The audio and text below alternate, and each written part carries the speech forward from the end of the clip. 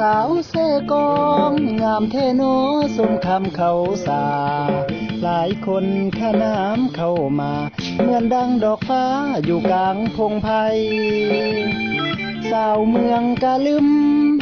ดักจึงเข้าสากันไปบ้านกอกดักบอกกองไผ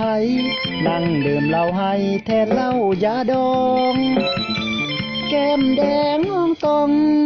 มาพบน้องสาวเมืองท่าแตงห้วยทรายบ้านโพนควันแพงสาวท่าแตงหลงไหลไฟปอจุลาหัวเซงามเสน่ห์สาวจันสาวปองเป็นแฟนอ้ายบ่นวลน้องสาวเสกองคงบ่ใจดำเมืองละมามสาวงามหาสายเปียปานเสน้อยบ้านด่านดอนจันเคยนัดพบกันอยู่เป็นประจำเที่ยวสมตัดแฝกตัดหัวคนสองเฮาสุกลำปากโทนลาวีสาวงามบ้านบุงยังจำอยู่ในหัวใจโอ้สาวเสกองงามเทโนสาวบ้านวัดหลวง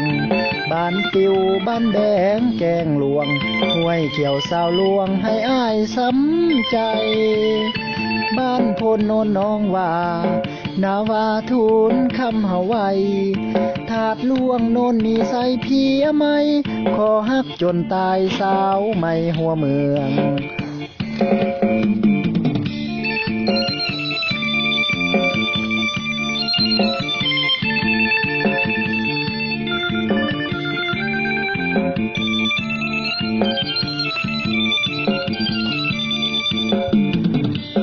เมืองละมาม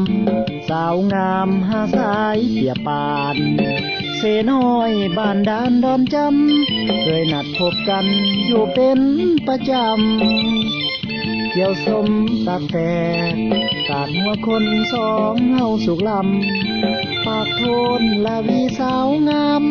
บ้านบุงยังจำอยู่ในหัวใจโอ้สาวเสกองงามเทโนสาวบ้าน